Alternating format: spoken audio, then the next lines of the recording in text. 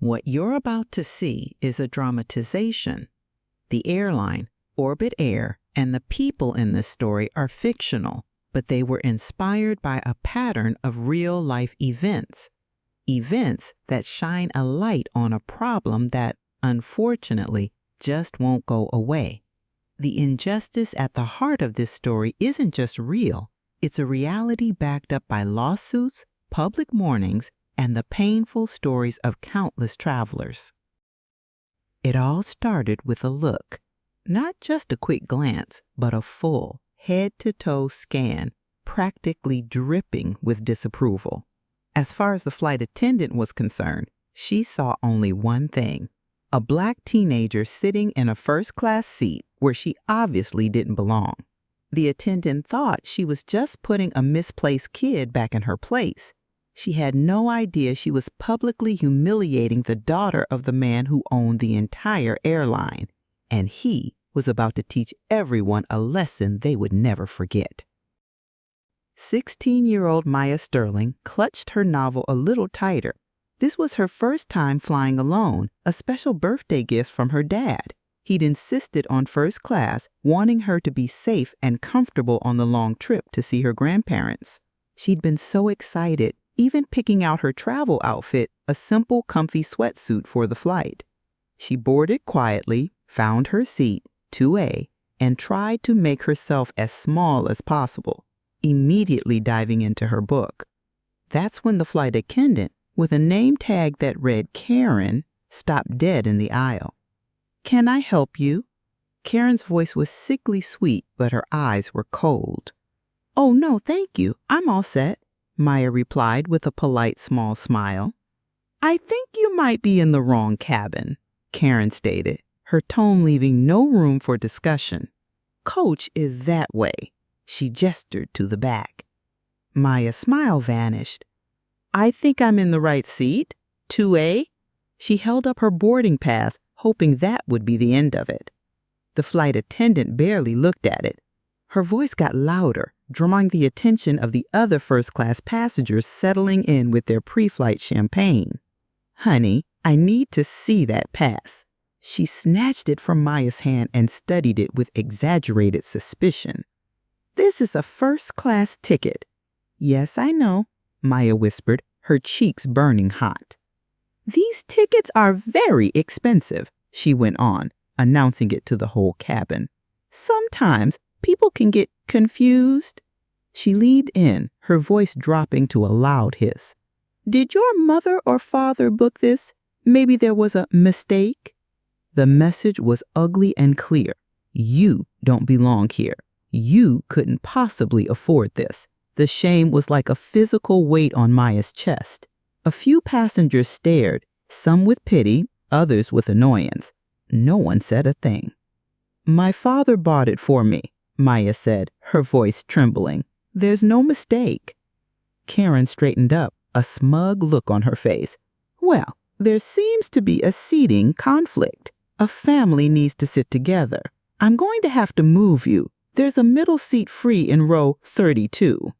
It was a blatant lie, and they both knew it. There was no family. There was just a flight attendant on a power trip, Dad set on enforcing her own prejudices.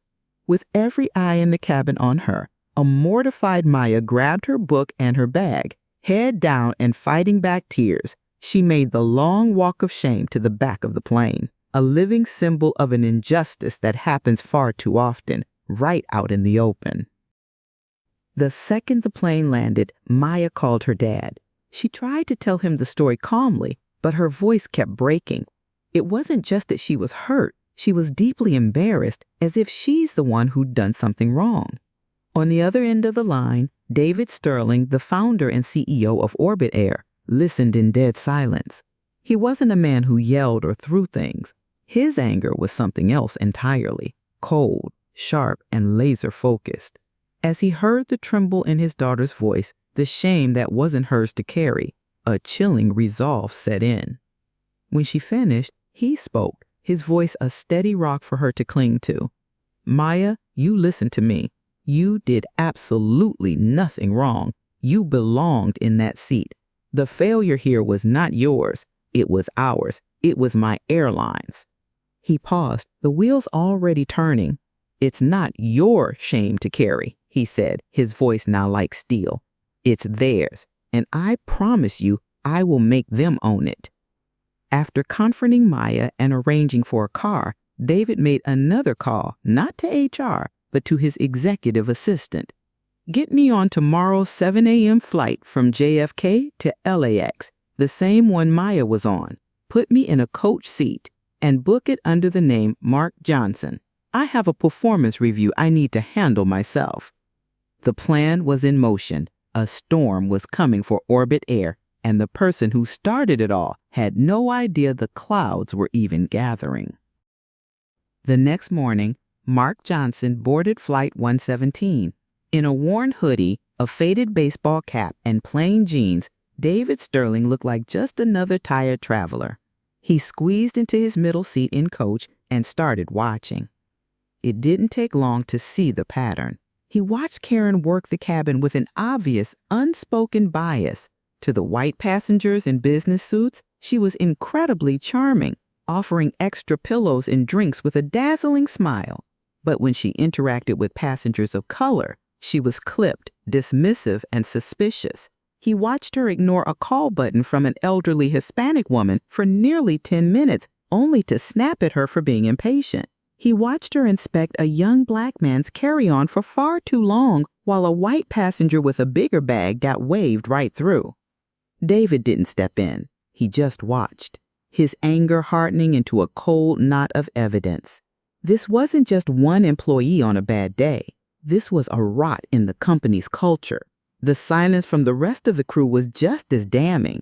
They saw it happen and said nothing, because this behavior was normal. It was tolerated. He decided to test it himself. He pressed his call button. After a long wait, Karen showed up, her expression already dripping with annoyance. "Yes," she clipped. "Excuse me," David said politely. "Could I possibly get a glass of water?" She let out a huge theatrical sigh. "We'll be starting beverage service in about an hour, sir." She was already turning away before he could respond. Not even 5 minutes later, the white passenger in the window seat next to him asked for the exact same thing. Karen was back in an instant, all smiles, with a bottle of water. "Of course," she chirped. "Happy to help." David Sterling leaned back in his seat. He'd seen more than enough. The rest of the flight was just a quiet, simmering countdown to the moment of reckoning. About an hour before they were due to land, David unbuckled his seatbelt and walked calmly toward the front of the plane. He stepped into the first-class cabin and simply stood there, waiting. Karen spotted him right away, her face twisting into a mask of pure indignation. "Sir, you need to go back to your seat. The coach cabin is in the back." "I know where it is," David said quietly, but carrying a strange new authority. "I wanted to have a word with you, Karen." "We can talk after we land. Now please return to your seat or I'll have to get the captain." "Oh, I think the captain will want to hear this," David replied, his eyes locked on hers. "We need to talk about customer service, specifically how you treat the passengers in seat 2A. A flash of recognition and then fear crossed Karen's eyes. She remembered the girl from yesterday. "I don't know what you're talking about." "You don't?" David's voice got colder. "Yesterday, right here, you publicly humiliated a 16-year-old girl. You questioned her right to be here, implied she was a thief, and you moved her from a seat her father paid for. Her name is Maya, and she's my daughter." You could have heard a pin drop. Karen's face went from pale to ghost white. The lead flight attendant who'd been watching from the galley froze. "You see," David continued, his voice echoing in the silent cabin, "you made an assumption. You judged the passenger by her skin color and her clothes. You assumed she didn't belong. But the person who doesn't belong here, Karen, is you. My name is David Sterling. I'm the CEO of this airline." An audible gasp went through the crew. Karen looked like she'd been struck by lightning. Her career, her arrogance, her entire world just crumbled. "You And the purser on this flight, David said, his eyes now on the supervising attendant, are suspended, effective immediately. When we land, you won't be prepping the cabin for arrival. You'll be escorted off my aircraft to meet with HR and our legal team. Your employment at Orbit Air is over. Back at headquarters, David Sterling knew that firing 2 people wasn't a real solution. It was just treating a symptom of a much deeper disease. What happened to Maya wasn't a one-off incident. It was the result of a corporate culture that let bias grow in the dark. This fictional story holds a mirror up to a grim reality. In the real world, major airlines have faced a steady stream of discrimination lawsuits. In a recent case, 8 Black men were removed from an American Airlines flight after a complaint about body odor, even though they weren't all sitting